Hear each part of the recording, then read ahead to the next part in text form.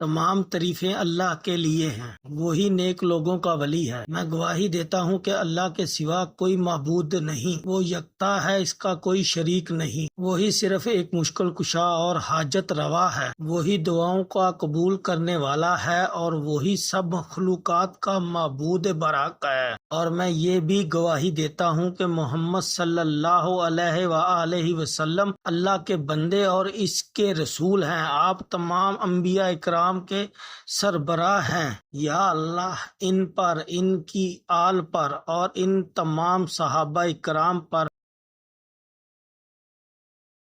رحمت نازل فرما۔ اللہ ایک ایسی ذات کا نام ہے جو معبود ہونے کا مستحق ہے۔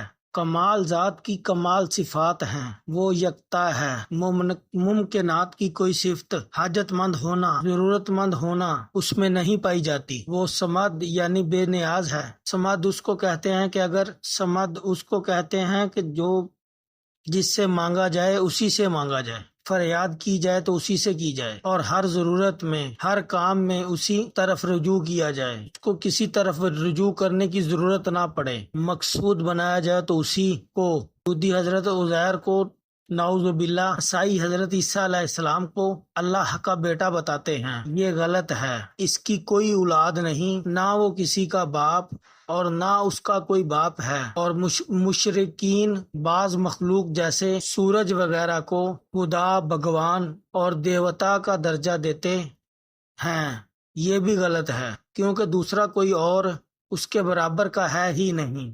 ڈیلی وظائف ٹی وی کے پیارے دوستو، اب اللہ الصمد کا مطلب ضرور جان لیں۔ اللہ الصمد کا مطلب اس لیے بتا رہا ہوں کہ جب اللہ تعالیٰ کے کسی نام کا مطلب نہیں سمجھ گے، پڑھنے میں پورا مزہ نہیں آئے گا۔ اللہ الصمد اللہ تعالیٰ کے صفاتی ناموں میں سے ایک ہے۔ الصمد کا معنی سردار، رب، بے نیاز، غیر محتاج کے ہیں۔ اللہ تعالیٰ نے فرمایا کہ اللہ بے نیاز ہے۔ الصمد وہ ہوتا ہے جو نہ کسی کی اولاد ہو اور نہ جس کی کوئی اولاد ہو۔ الصمد وہ ہوتا ہے جو کسی کا محتاج نہ ہو اور ہر چیز اس کی محتاج ہو۔ الصمد عظمت والے سردار کو کہتے ہیں جو اپنے علم، حکمت و حلم، قدرت، عزت اور سب صفات میں باکمال ہو، تمام مخلوقات جس کی محتاج ہوں۔ اللہ پاک نے اپنے ذکر میں دنیا جہاں کے فائدے رکھے ہیں، اور ایسے فائدے رکھے ہیں کہ اگر ہمیں ان میں سے چھپے خزانوں کا علم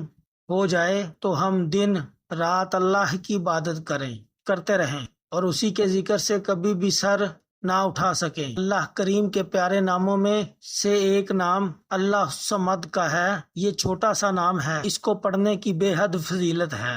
کاروباری پریشانی ہو یا اولاد کی طرف پریشانی ہو، بیماری ہو، کوئی بھی مشکل ہو جس نے آپ کو دو چار کر دیا ہو، اس کے لیے روزانہ صبح 100 بار صبح کے وقت اللہ الصمد پڑھ لیں، انشاءاللہ تمام پریشانیاں ختم ہو جائیں گی۔ غیب سے روٹی روزی ملے گی۔ خواہش میں انسان محنت بھی کرتا ہے اور یہ منظر اپنی آنکھوں سے بھی دیکھتا ہے تو اس کو اچانک ایسی جگہ سے رزق مل گیا، دولت مل گئی، اس کا وہ تصور بھی نہیں کر پا رہا تھا، یا پھر اچانک اس کا کاروبار پھیل جاتا ہے۔ اللہ الصمد پڑھنے سے انسان کو وہاں سے رزق ملنا شروع ہو جاتا ہے جہاں اس کے وہم و گمان میں بھی نہیں ہوتا۔ وہ شخص جو غربت، تنگی رزق سے دو چار ہو، خرچ زیادہ ہو اور آمدن بہت کم ہو، اسے چاہیے کہ اسے اسم کو روزانہ 1100 مرتبہ صبح اور 1100 مرتبہ شام 111 دن تک پڑھے۔ اس کے علاوہ اس کے گھر والے بھی یہی اسم اسی طرح پڑھیں تو بہت جلد ان کی حالت بدل جائے گی، ذرائع آمدن میں ایک دم اضافے کے آثار پیدا ہو جائیں گے اور تھوڑے ہی عرصے میں اللہ تعالیٰ انہیں غنی کر دے گا۔ جب مقصد حل ہو جائے تو اس اسم کو ہمیشہ کے لیے بعد نماز فجر 1000 مرتبہ پڑھتا رہے۔ اللہ الصمد پڑھنے سے قرض جڑ سے ختم ہو جائے گا، چاہے وہ قرض پہاڑ جتنا ہی کیوں نہ ہو۔